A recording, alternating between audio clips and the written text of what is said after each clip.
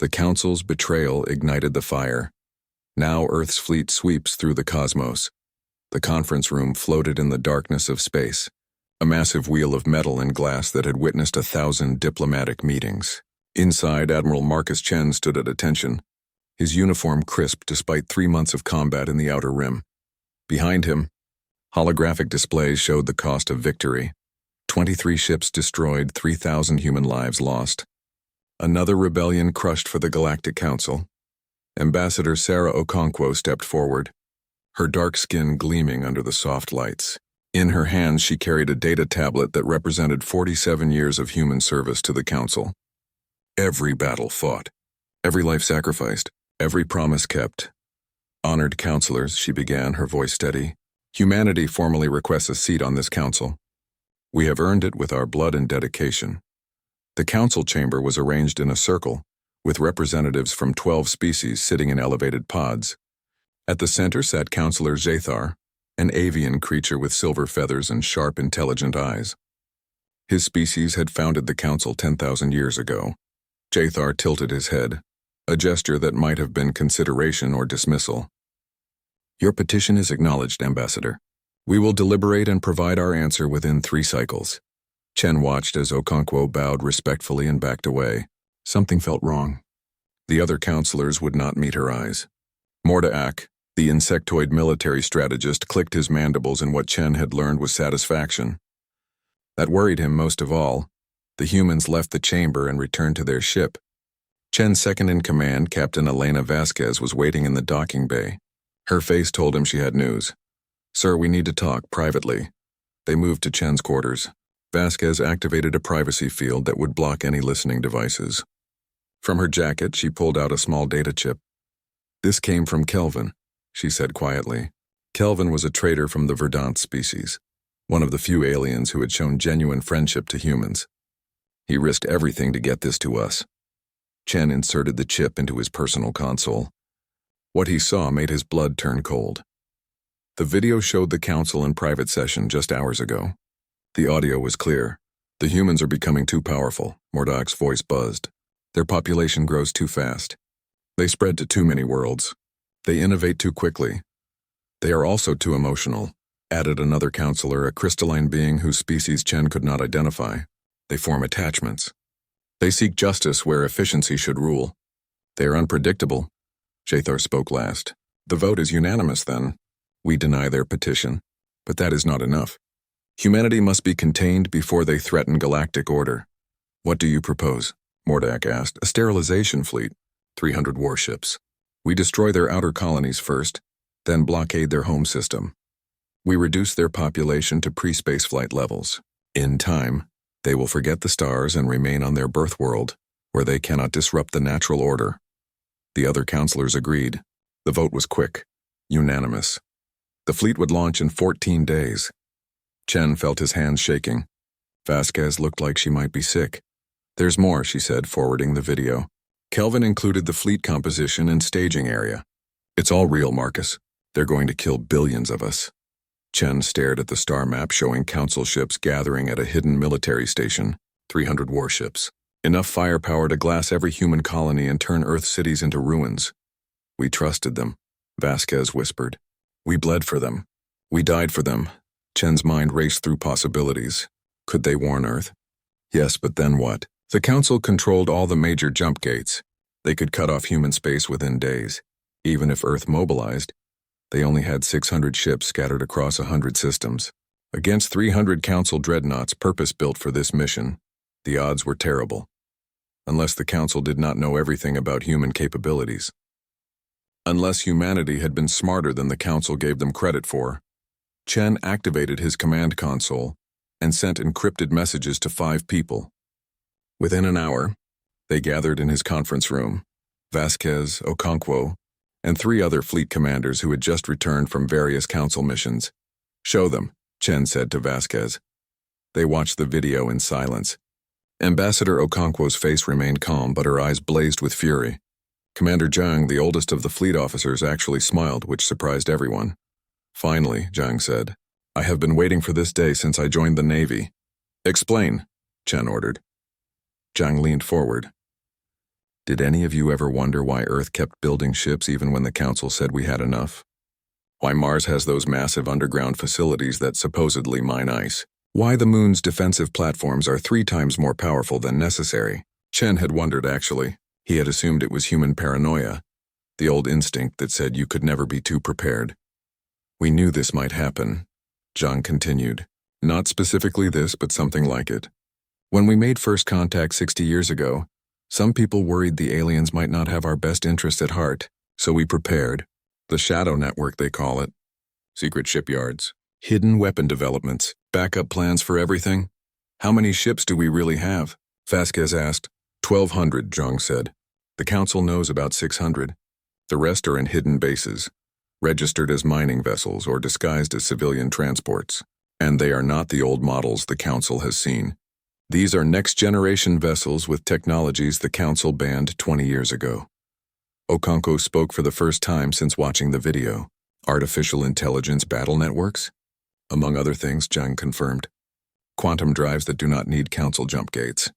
Weapons that the Council never imagined we could build. We have been very busy while pretending to be obedient. Chen felt a weight lift from his shoulders, replaced by something harder, something angry. We need to go home, he said. Right now. We have 6 days before that fleet launches and we need to be ready. Ready for what? Vasquez asked, though her eyes said she already knew. For war, Chen said simply. Real war. Not peacekeeping missions or police actions. The Council wants to put humanity back in a cage.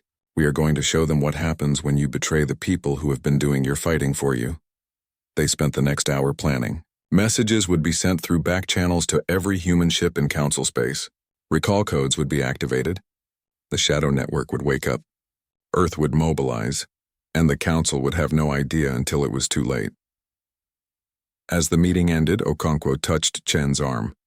Once we start this, there is no going back. We will be at war with the entire Galactic Council. They declared war on us, Chen replied. They just have not told us yet. But we are telling them. And the message is simple. Humanity will not go quietly into extinction. If they want to destroy us, they will learn exactly how dangerous we can be. Chen stood on the bridge of his flagship as they prepared to jump to Earth. Around him, 20 ships did the same. Across the galaxy, hundreds more were turning toward home. The Council had no idea what was coming. In the Council chambers, Jathar signed the final authorization for the sterilization fleet.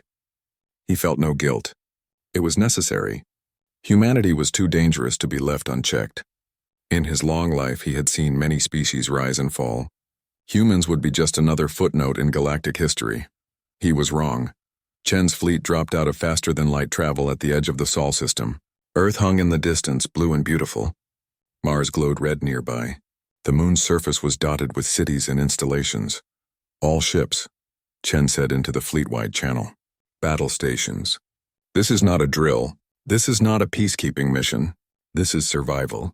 Contact Earth Command. Tell them the Council has betrayed us. Tell them we have 14 days to prepare for war, and tell them that humanity will not die quietly. The ships accelerated toward Earth, their weapons systems coming online, their crews preparing for what came next. Behind them, the stars seemed to hold their breath. The fire had been lit, and it would sweep across the galaxy. The emergency session of the United Earth Government began exactly 47 minutes after Admiral Chen's fleet entered the Sol system. Representatives from every nation gathered in the Assembly Hall in Geneva, while billions watched the broadcast worldwide. The room buzzed with confused voices until Fleet Admiral James Okafor walked to the podium. He was a large man with gray hair and tired eyes that had seen too many wars. He carried a datapad that contained humanity's death sentence, signed by beings who lived light years away. My fellow humans, Okafor began, and the room fell silent. 72 hours ago, our ambassadors requested a seat on the Galactic Council. Today, I must tell you that the Council has responded not with words, but with weapons. They plan to destroy our colonies and reduce Earth to ashes. They have given themselves 14 days to prepare. We have less time than that to survive. He activated the holographic display and played the recording that Kelvin had provided. The world watched as alien beings calmly discussed human genocide as if planning a business meeting. When it ended, the silence was absolute. Then the questions exploded. Angry voices demanded proof. Scared voices asked if resistance was possible, but one voice cut through the chaos. "How do we fight back?" asked President Amari of the African Union. She stood tall, her face carved from determination. "They have thousands of ships. They have controlled space for 10,000 years. What chance do we have?" Okafor smiled, and it was not a pleasant expression. "More than they know." "Commander Zhang, please explain." An older Chinese officer stepped forward. "For 50 years, we have prepared for this possibility. We knew the Council might see us as a threat. So we built insurance, hidden shipyards on the dark side of Mercury, hollowed-out asteroids filled with warships, Mars facilities that go 30 levels underground, secret research stations testing weapons the Council banned. We have been very, very busy." He brought up a new display. Ship counts, weapon specifications, technologies that made the assembled leaders gasp. "We have 1,200 combat-ready warships, not the 600 the Council knows about. We have quantum shackle drives that do not need their jump gates. We have the Prometheus Protocol, an artificial intelligence battle network that can coordinate fleet actions faster than any organic command structure. We have singularity torpedoes that can collapse a dreadnought into a black hole. And we have something else. We are angry." Zhang's words hung in the air. President Volkov of Russia leaned forward. "You are saying we can win this war?" "I am saying we can survive it," Zhang corrected. "Whether we win depends on what we do in the next 11 days. Okafor took control again. "I need authorization to mobilize every military asset we have. I need every factory converted to war production. I need every scientist working on weapons research. I need every citizen ready to do their part. This is not a choice between peace and war. The Council made that choice for us. This is a choice between fighting and dying." The vote was unanimous. Every nation agreed. Old enemies forgot their differences. Earth had not been truly united since its formation, but fear and fury accomplished what decades of diplomacy could not. On Mars, enormous doors opened in the red soil. Shipyards that supposedly built mining vessels now revealed their true purpose. Warships emerged, their hulls black and bristling with weapons. These were not the clean, efficient ships humans built for Council service. These were brutal machines designed for one purpose: to kill. The Moon's defensive platforms activated systems that had been hidden for years. What the Council thought were simple missile batteries revealed themselves as mass drivers, capable of accelerating projectiles to a fraction of light speed. A single shot could punch through any shield the Council had. On Earth itself, factories retooled overnight. Car plants began building fighter craft. Electronics manufacturers started producing drone swarms. Every resource, every mind, every hand turned toward the same goal: survival. In a hidden facility beneath the Pacific Ocean, Dr. Kenji Yamamoto worked without sleep. He was the head of Earth's Experimental Weapons Division, a position that officially did not exist. Around him, scientists checked calculations and ran simulations on weapons that broke every treaty humanity had signed with the Council. "The singularity torpedoes are ready," his assistant reported. 200 units. Enough to destroy the entire Council fleet if they cluster together. "They will not cluster," Yamamoto said, rubbing his tired eyes. "They are not fools." "But 200 is still enough to shock them." "What about the Prometheus Protocol?" "Operational. The AI has been training on every Council battle tactic we have recorded. It can predict their movements with 87% accuracy." Yamamoto nodded. The Council had banned artificial intelligence in warfare 50 years ago, claiming it was too dangerous. Humanity had agreed publicly while building it secretly. Now that decision would save their species. "And the quantum drives?" he asked, functioning perfectly. "We can jump anywhere in the galaxy without using Council navigation beacons. They will not be able to track us or cut off our movements." Yamamoto allowed himself a small smile. The Council thought they controlled the stars because they controlled the jump gates. They were about to learn how wrong they were. Across human space, the recall order reached every ship. Military vessels abandoned their peacekeeping missions and turned toward home. Merchant ships suddenly armed themselves with hidden weapons. Mining stations revealed missile silos. Humanity had learned from history that trusting powerful entities completely was foolish. General Amara Singh commanded the Colonial Defense Forces. From her base on Titan, she watched her tactical display fill with green markers as human ships poured into the Sol system. 600 the Council knew about, then 700, 800. By the fifth day, over 1,000 ships crowded human space and more arrived every hour. "They are beautiful," she whispered to her aide. "Ma'am, all those ships, all those people." The council thought we were scattered and weak. They forgot that humans always come home when the family is threatened. Singh had been born on Titan, had never set foot on Earth, but she felt connected to that blue world in ways the council would never understand. They ruled through law and logic. Humans ruled through emotion and connection. The council saw that as weakness. They were about to learn it was humanity's greatest strength. On the 10th day, a message reached Earth from deep space. It was encrypted with codes only the Shadow Network knew. When Fleet Admiral Okafor decoded it, he called an immediate meeting with his senior commanders. "We have an asset inside the council," he announced. "Someone calling themselves the Whistleblower. They have sent us the complete attack plan, ship movements, command codes, even the frequencies their encrypted communications use." Admiral Chen studied the data. "This is everything we need. We can position our forces to intercept them before they reach our colonies. But that means taking the fight to them. That means leaving the Sol system vulnerable." "The Sol system can defend itself now," Okafor replied, gesturing to the massive orbital fortifications that had appeared around Earth in the past week. "Mars has enough firepower to stop a fleet. Luna's platforms can destroy anything that gets through, and we have reserve forces if needed. But you are right. This is a choice. Do we defend and wait, or do we attack first?" The room fell silent. Everyone knew what this decision meant. Defensive war might save Earth but doom the colonies. Offensive war risked everything on a single strike. It was Ambassador Okonkwo who spoke the thought everyone shared. "They voted to exterminate us. They gather their forces to kill our children. This is not a border dispute or trade disagreement. This is survival. We cannot afford mercy or hesitation. We hit them first, hit them hard, and show them that humanity will not go quietly." Chen nodded slowly. "I agree. We take 400 ships and intercept their fleet at the staging area. We destroy them before they launch. We make them understand that they started something they cannot finish." "And if we fail," asked Captain Vasquez, "then Earth still has 800 ships and orbital defenses. They will make the Council bleed for every world they take."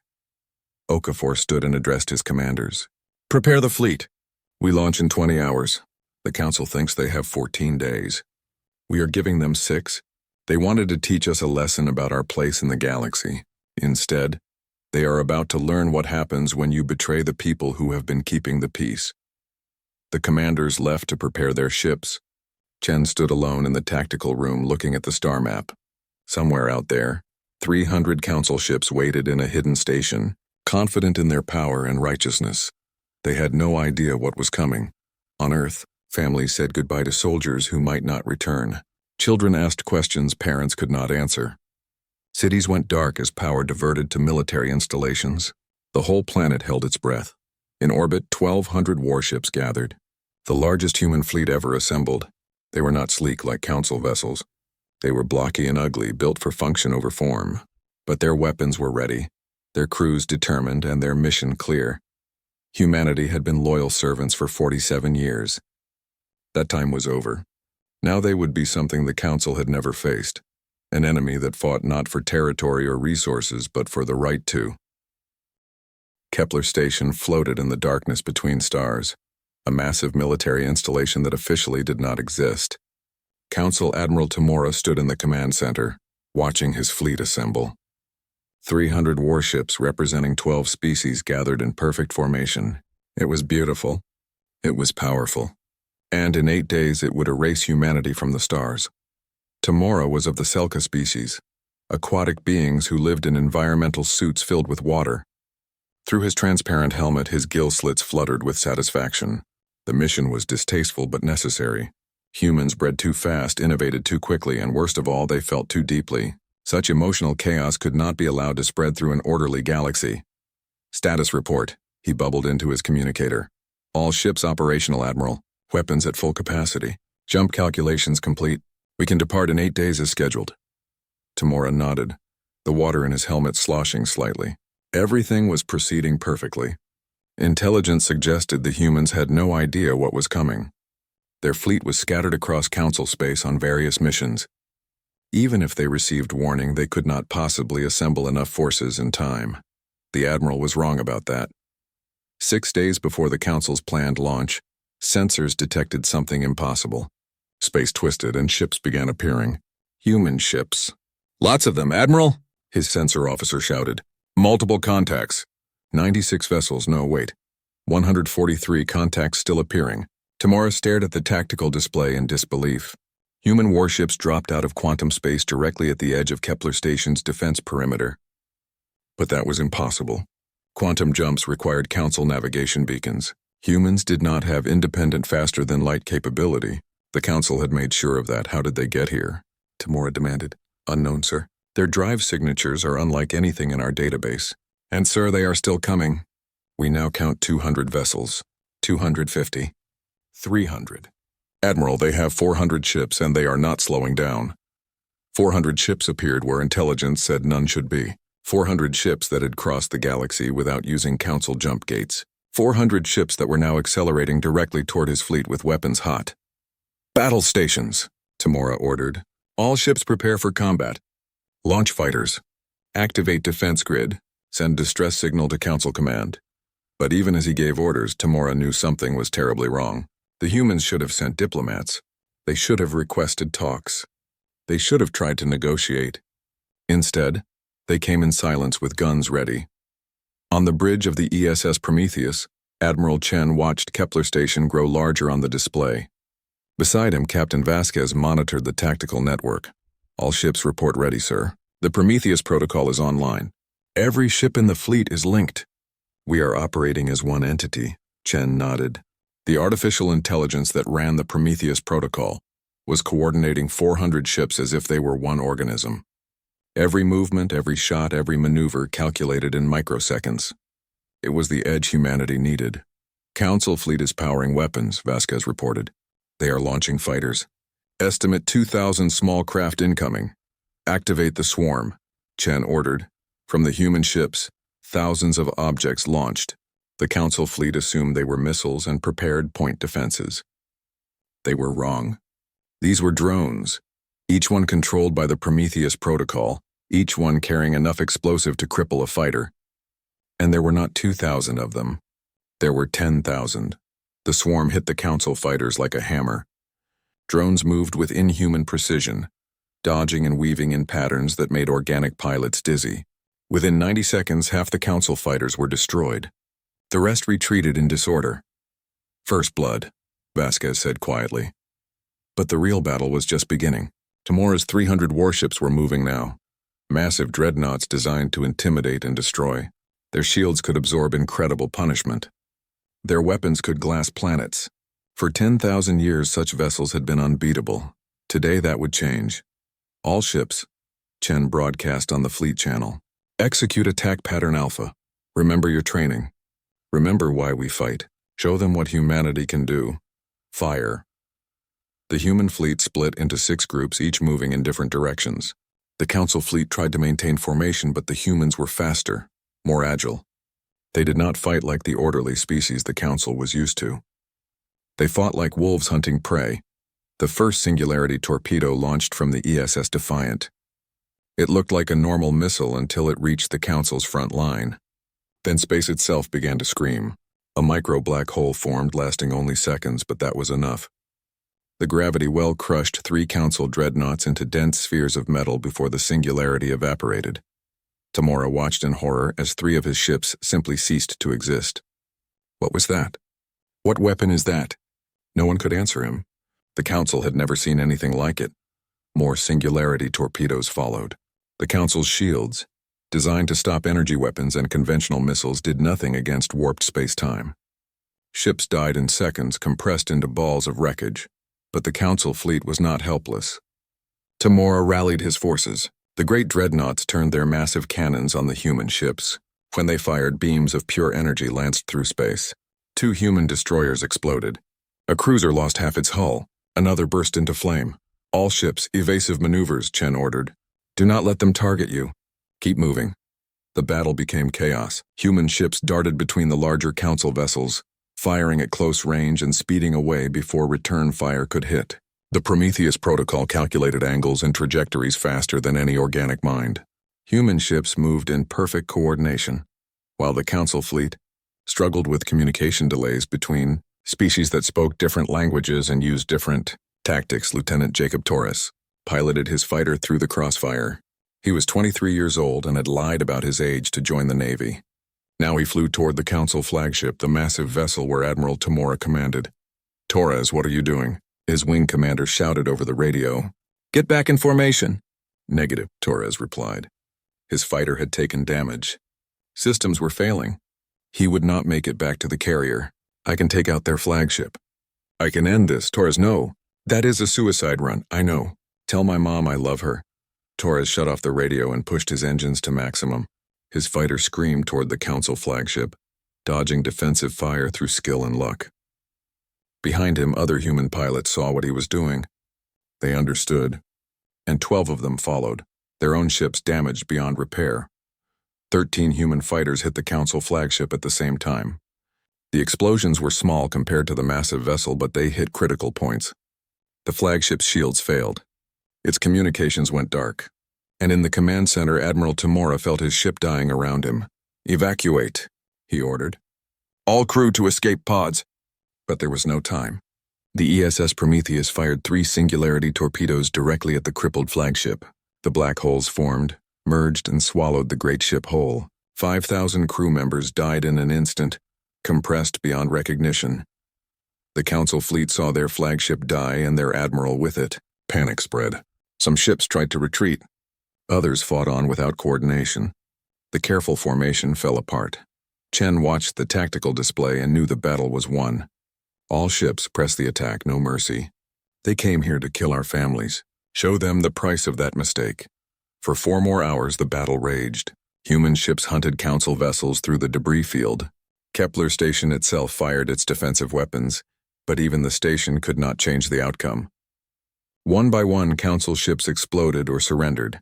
When it ended, the Council fleet was destroyed. 273 ships gone. 27 had surrendered. The rest was wreckage drifting in space. The human fleet had lost 41 ships. 3,000 dead. It was a heavy price, but compared to the genocidal fleet they had destroyed, it was a bargain. Chen sat in his command chair, exhausted. Around him, his crew was silent. They had won the first major battle, but everyone knew this was just the beginning.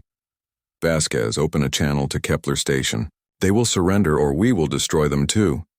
"Channel open, sir." "Kepler Station, this is Admiral Marcus Chen of the Earth Fleet. Your ships are destroyed.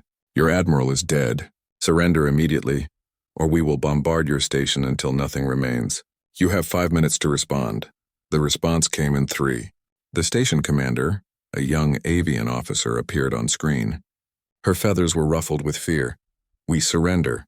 Please do not fire. We have civilians here, families, children." Chen's expression did not change. "We will accept your surrender. All personnel will be taken into custody. Any resistance will be met with destruction. We are not the peacekeepers you knew. That time is over." As human Marines boarded Kepler Station, Chen activated the fleet-wide communication channel. His next message would be heard not just by his ships, but broadcast on every Council frequency humans could access. "This is Admiral Marcus Chen of Earth." 3 months after the Battle of Kepler Station, the galaxy burned. Not with literal fire, but with war that spread faster than anyone had imagined. Admiral Chen's promise to push deeper into Council space had not been empty words. Humanity moved like a flood, and the Council could not hold them back. On the planet Veritas Prime, a Council trade hub, thousands of civilians watched as human warships appeared in orbit. They expected bombardment. They expected death. Instead, a message played on every screen and communication device. "This is Captain David Adeyemi of the Earth Special Operations Fleet. We are not here to conquer you. We are not here to kill you. We are here to free you." The message continued, showing evidence that most Veritas citizens had never seen. Council records detailing how the Council kept species dependent on trade. Documents showing technology deliberately withheld to maintain control. Financial records proving the Council exploited resource-rich worlds for profit, while the inhabitants remained poor. "The Council told you they bring order," Adeyemi's message said. "They bring chains. Humanity offers something different: partnership, freedom. The choice is yours." Human ships landed, but not with soldiers. They came with food, medicine, and engineers. While the local government debated what to do, humans rebuilt damaged infrastructure, shared technology the council had banned, and asked nothing in return except that Viridis remain neutral in the war. Within a week, Viridis declared independence from the council. They were the first but not the last. Captain Adeyemi commanded this strategy from his ship, the ESS Liberator. He was a tall man with scarred hands and careful eyes. Before the war, he had been a diplomat. Now he was something new. A warrior who won battles without firing shots. "How many systems have declared independence?" he asked his intelligence officer. 17 confirmed, sir. Another 33 are considering it. The council is losing control faster than they can respond. Adeyemi nodded. This was the strategy Admiral Chen and Fleet Command had designed. Hit the council not just with military force but with information. Show the galaxy what their leaders really were. Let the truth do what weapons alone could not. But the truth needed protection, and that meant more fighting. In the Outer Rim, the ESS Vengeance led a fleet of 60 ships against a council supply convoy. Commander Yuki Tanaka sat in her command chair, watching the enemy vessels try to run. They were slow-fat transports carrying supplies to council military stations. Without these supplies, the council fleet would starve. Target their engines, Tanaka ordered. I want them disabled, not destroyed. The cargo might be useful. Her gunners were precise. Within minutes, the convoy was dead in space, their crews abandoning ship and escape pods. Human Marines boarded the transports and discovered food, ammunition, and medical supplies meant for council forces.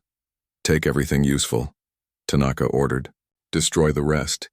Leave them a message. When the council recovery ships arrived 2 days later, they found the burned hulks of their transports and a single message painted on the largest hull in letters 3 meters high. You taught us war. We learned well. In the council chambers on Sanctuary Prime, panic was turning to chaos. Counselor Vexlar, the reptilian architect of the sterilization plan, slammed his clawed hand on the table. We need full mobilization. Every ship, every soldier. The humans are winning, and you sit here debating. Counselor Jathar's feathers were ruffled with stress. We are trying to mobilize, but 17 species have withdrawn from the council. 8 more are in open rebellion. Our economy is collapsing. How do we fight a war when our supply chains are broken? We use the Korgan legions, Mordak suggested.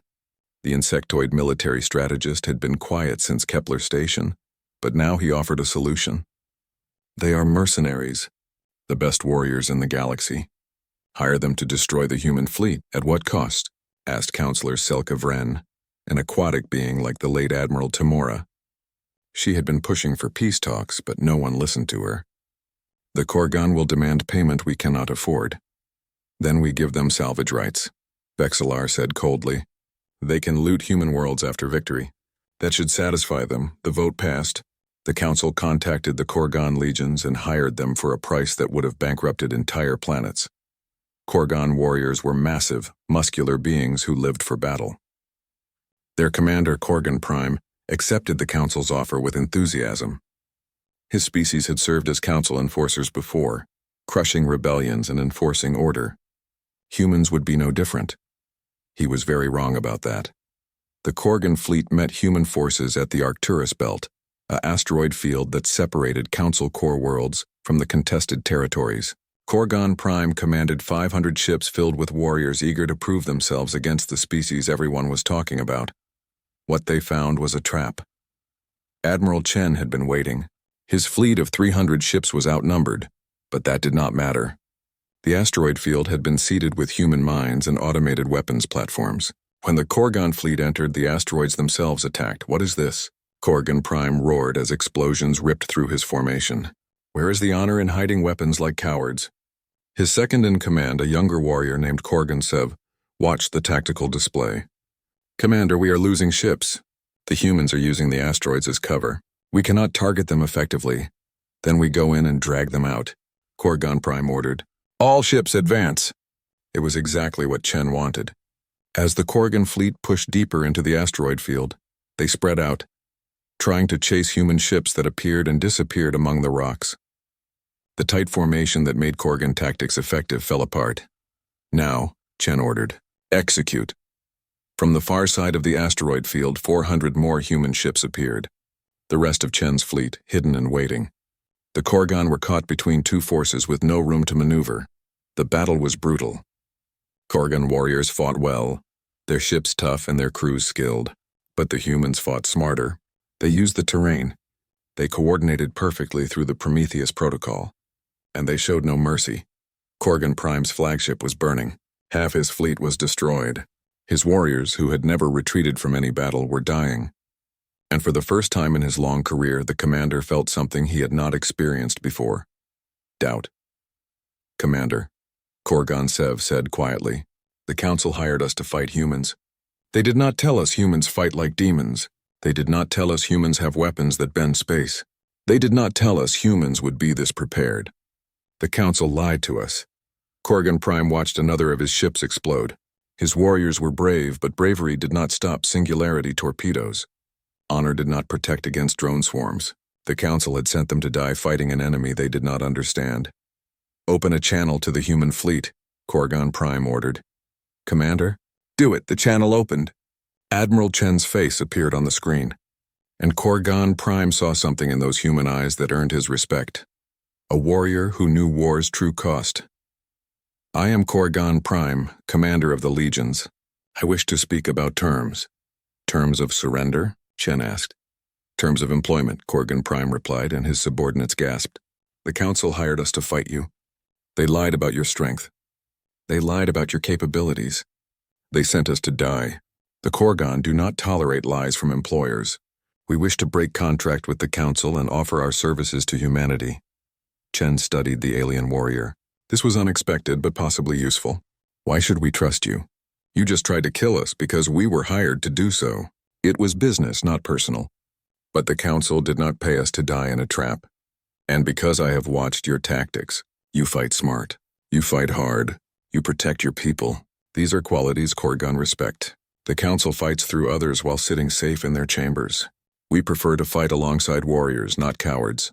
Chen made a decision that would change the war. "Hold your fire. We accept your offer.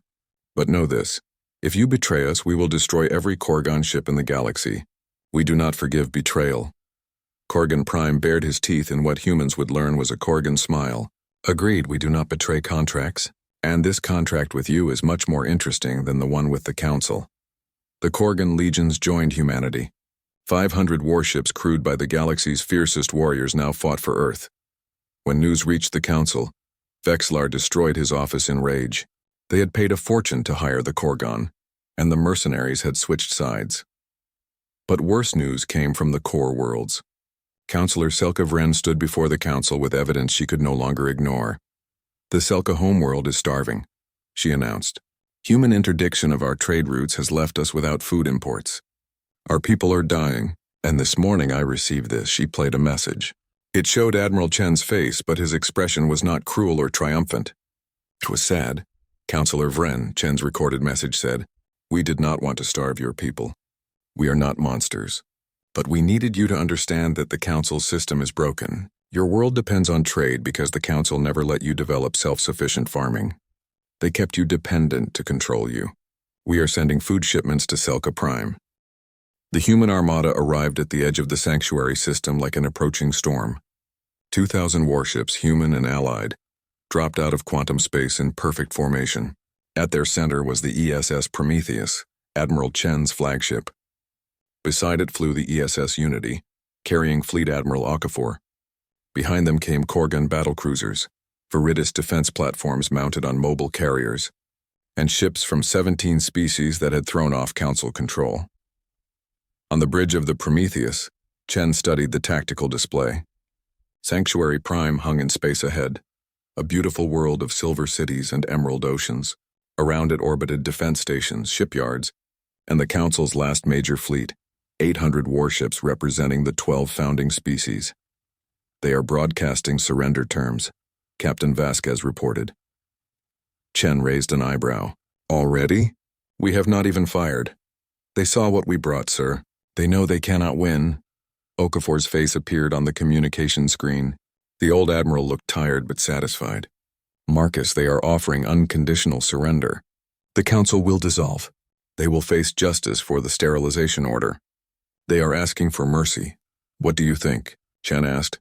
I think we came here to end a war, not start an empire. Read their terms. If they are genuine, we should accept. Chen accessed the document. It was comprehensive. The council would dissolve immediately. All member species would be granted independence. The counselors who voted for human extermination would face trial. Technology sharing would begin. No human territory would be occupied or controlled. It was everything humanity had demanded. But Chen could not shake his suspicion. It was too easy, too clean. Request a meeting, Chen ordered. Face to face. I want to see their eyes when they surrender. The meeting was held on a neutral station between the fleets. Chen brought Okafor, Ambassador Liu Wei, who had replaced Okonkwo after her retirement, and Korgan Prime. The council sent Jathar, Selkavren, and surprisingly, Mordaak. They met in a simple conference room with no guards, no weapons, just leaders who were tired of war. Jathar spoke first, and his voice held a weight of sorrow. Admiral Chen, Fleet Admiral Okafor, Ambassador Liu Wei. On behalf of the Galactic Council, I offer formal surrender. We were wrong. We acted from fear and arrogance. We tried to destroy you, and in doing so, we destroyed ourselves. Chen studied the avian being who had signed humanity's death warrant. Why should we trust this? Why should we believe you will not attack again when you recover? Because there is no council left to attack with, Selkavren answered. 43 species have declared independence. The remaining species have withdrawn their military support. The council's economy is gone. We have nothing left but this final fleet, and we know you could destroy it within hours. We surrender because continuing to fight is suicide. Mordaak, the insectoid military strategist, clicked his mandibles. I designed the sterilization plan. I calculated that humanity could be eliminated. I was wrong about everything. Your species adapts faster than any other. You innovate beyond all predictions. You fight with a ferocity born from emotion we thought was weakness. But most importantly, you showed mercy when you did not have to. The food you sent to Selka Prime. The civilians you protected on Veritas. The prisoners you treated well. These actions confused us. We expected conquerors. Instead, we found something we did not understand. Warriors who still valued life. Ambassador Liu Wei leaned forward. She was younger than Okonkwo, with sharp eyes and a diplomatic mind that had been shaped by war. The council kept species dependent. You stifled innovation. You maintained control through fear. Why should we believe you have changed? Because we have seen what happens when we do not change, Jathar replied. Death, collapse, chaos. The council was founded 10,000 years ago to prevent war. Somewhere along the way, we became what we fought against. We maintained peace through oppression. We called it order, but it was tyranny. You showed us the difference. Now we ask for a chance to build something better. The room fell silent. Chen looked at Okafor, who nodded slightly. They had discussed this possibility. The question was whether humanity would become what they had defeated, or whether they would be something new. Here are our terms, Chen said. The council dissolves completely. In its place, we create the Commonwealth of Free Worlds. Every species has equal representation, including yours. Decisions are made by vote, not by decree. Technology is shared, not hoarded. Trade is open, not controlled.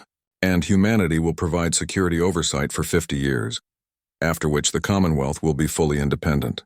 Any species can leave whenever they wish. Membership is a choice, not a chain. And justice? Mordaak asked. What of those who ordered the sterilization? Trial, Liu Wei answered. Public and fair. Those found guilty will face punishment. But not all council members supported the plan. Councillor Vren spoke against it. She will face no charges. Justice must be precise, not vengeful. Councillor Vexlar, the reptilian architect of the genocide, was not at this meeting. He had been arrested by his own security forces when the surrender was announced. Now he sat in a holding cell waiting for trial. Unlike his colleagues, Vexlar showed no remorse. He believed the council had been right and history would prove it. He was wrong about that too. The trial was held on Sanctuary Prime, broadcast to every world in known space. Humans insisted on fair proceedings, with lawyers for the defense and strict rules of evidence. Vexlar and 6 other counselors faced charges. The evidence was overwhelming. The sterilization order carried their signatures. The fleet movements bore their authorization. The intent was clear. How do you plead? The judge asked. She was human, but the jury was mixed. Humans, aliens, even a Korgon warrior sat in judgment. "I am guilty of trying to protect galactic order," Vexillar said defiantly. Humanity was a threat. I acted to neutralize it. I would do it again. The verdict took 3 days. Guilty on all counts. The sentence was life imprisonment, with conditions designed to be humane but permanent. Vexillar would live, but he would never be free. Some humans wanted execution. Some wanted harsher punishment. But Chen spoke against it. "If we kill them, we become what they feared," he told Earth's government. "If we show mercy, we prove they were wrong about us. That is the victory that matters." The rebuilding began. Human engineering corps spread across former council space, repairing damaged infrastructure. Dr. Yamamoto's research team shared technology that the council had kept secret for millennia. Earth's agricultural specialists taught worlds how to grow food independently. Slowly, the galaxy began to heal. 5 years after the war ended, Ambassador Liu Wei stood before the First Commonwealth Assembly. 300 species were represented, their delegates filling a massive chamber on Sanctuary Prime. The building had once housed the council. Now it served a different purpose. "My ancestors," Liu Wei began, "looked up at stars and wondered if we were alone. We found out we were not. We met you and we wanted to be friends. Instead, you tried to kill us." We could have responded with equal hatred. We could have conquered. We could have enslaved. Instead, we chose to build. Today, the Commonwealth represents 300 species, living in peace, sharing knowledge, facing the universe together. Not because anyone forces them to, but because they choose it. That is the legacy humanity fought for. Not domination, partnership. The Assembly applauded. Not all species trusted humans yet. Some still feared that Earth's military might would lead to control. But slowly, trust grew. Human forces kept their word, providing security but not control. The 50-year oversight period was counting down, and already some voices in Earth's government suggested ending it early. Admiral Chen had retired 5 years ago, but he attended the assembly as an observer. Beside him sat his daughter, Rachel Chen, now a commander in the Commonwealth Defense Force. She wore a uniform that mixed human and alien design elements, a symbol of the new order. "Do you think it will last?" Rachel asked her father quietly. "Nothing lasts forever," Chen replied, "but we gave it the best start we could. We showed the galaxy that strength and mercy can coexist, that warriors can be peacemakers, that different species can work together if they respect each other. Will there be problems? Yes. Will there be conflicts? Certainly. But we proved something important, that killing your enemies is not the only way to win." On the edge of Commonwealth space, sensors detected something new, an unknown signal from a region that had never been explored. Ships moved to investigate, carrying crews from a dozen species. Among them was Rachel Chen's vessel, the CSS Hope. The signal led them to another civilization, one that had never met any Commonwealth species. First contact protocols activated, translators worked to establish communication, and when the unknown species asked who they were, Rachel gave an answer that would have made her father proud. "We are the Commonwealth. We are 300 species living in peace. We came from war and chose friendship. We offer the same to you." The new species was cautious but curious. Talks began. Trade discussions followed. And slowly, the Commonwealth grew by one more member. Back on Earth, old Admiral Chen walked through a park in Geneva. Children played around him, human and alien, studying together, laughing together. A Korgan child challenged a human child to a race.